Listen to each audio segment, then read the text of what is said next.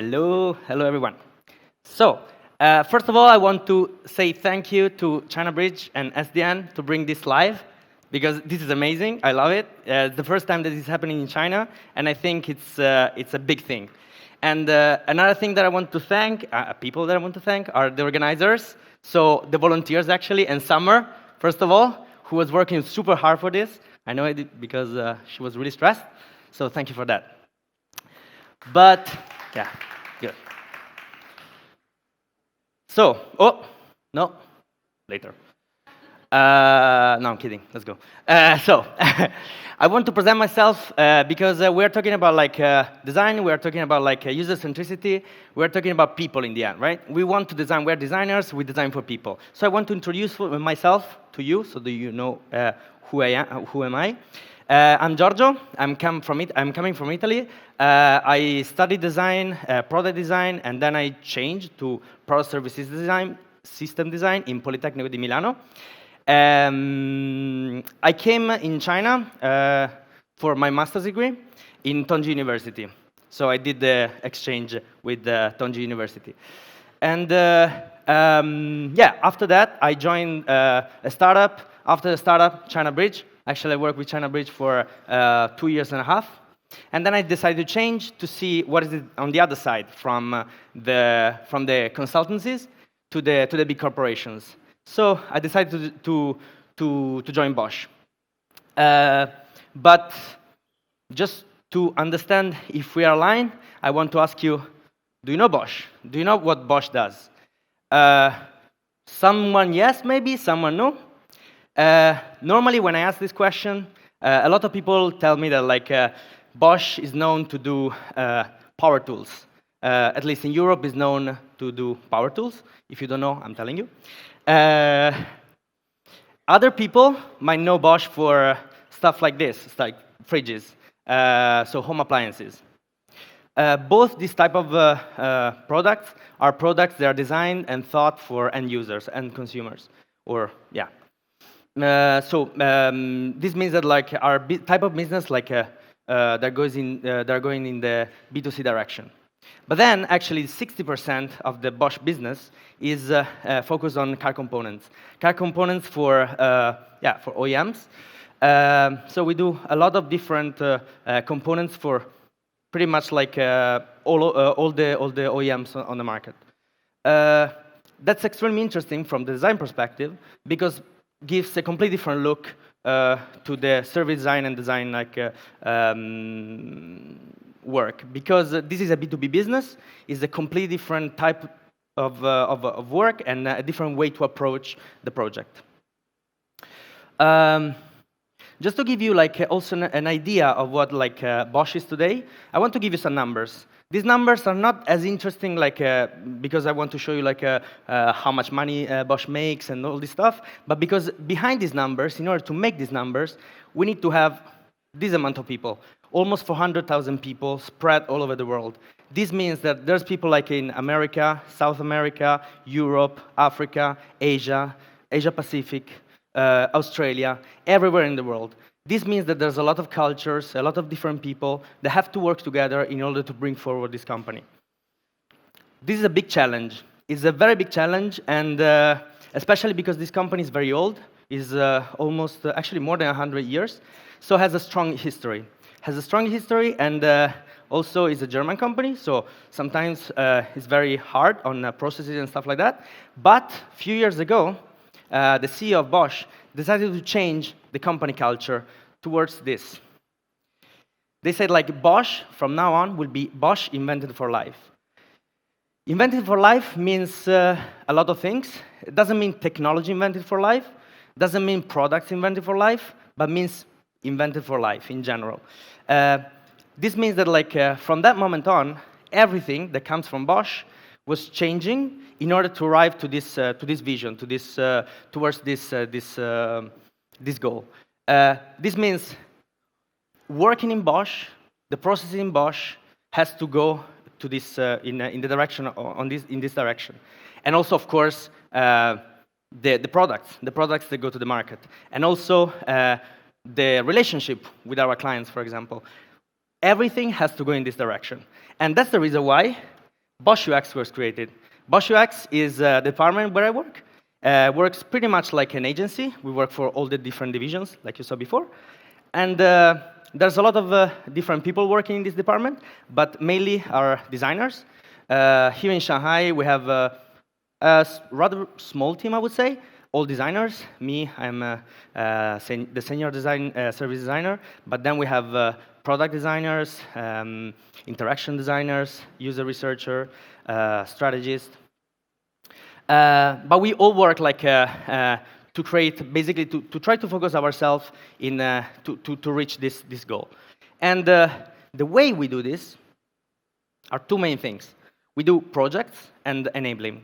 When I say project, I mean like everything that will go in the end to serve either the end user, in case of, for example, power tools, or, for example, a process to face a client, in the case, for example, of car manufacturers. And then we have enabling. Enabling is more like what you normally would call like trainings, try to teach how like design works, and how user centricity works.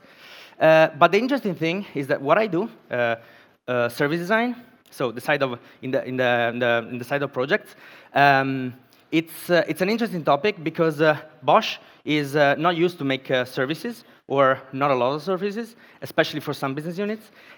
So bringing, for example, a service for a business unit that never did the services before means open like a hole in the organization that has to be filled with people and knowledge to basically provide this service in the end to the market.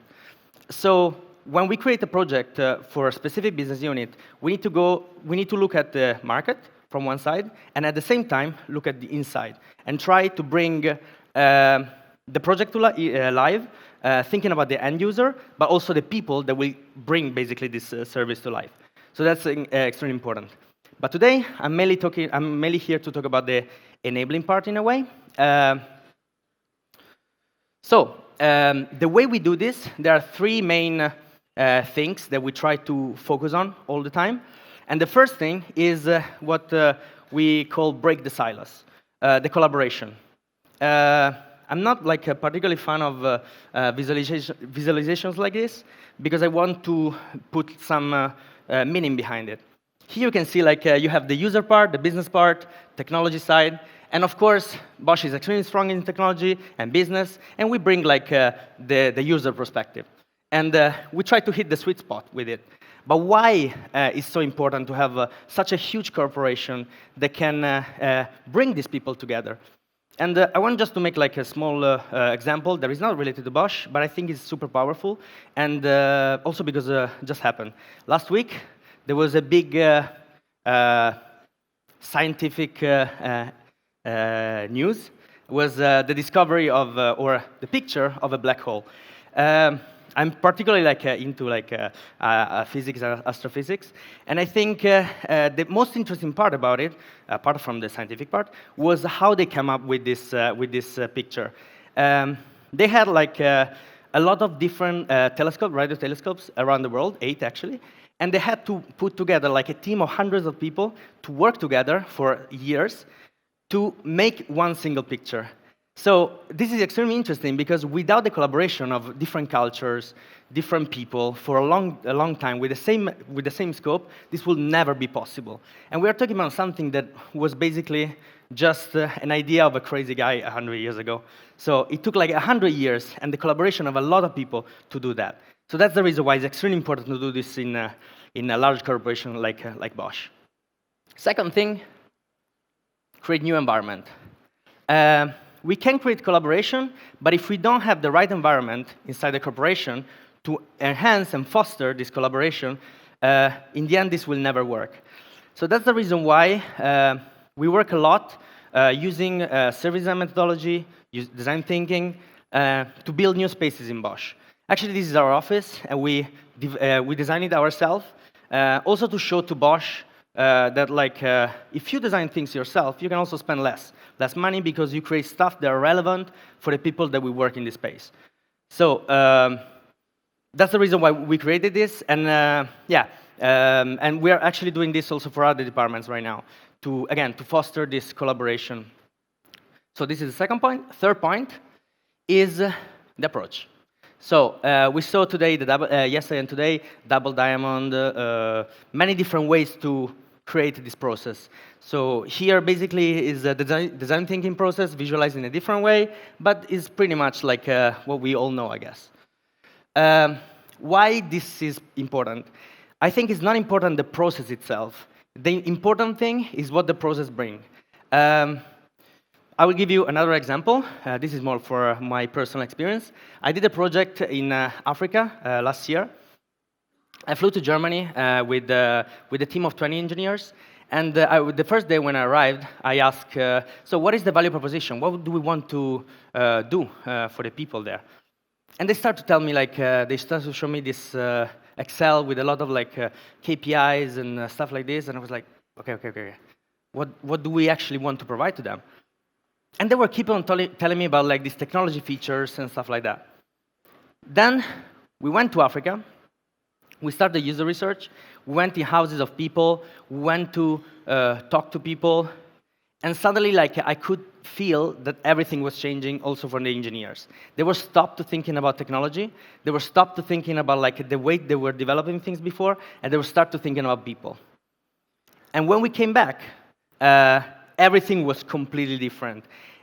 First of all, they had a clear understanding of who were the user or the people they were designing for. Second of all, they had a purpose, a clear purpose for their own work, which made it completely different and way more powerful the way they were developing projects.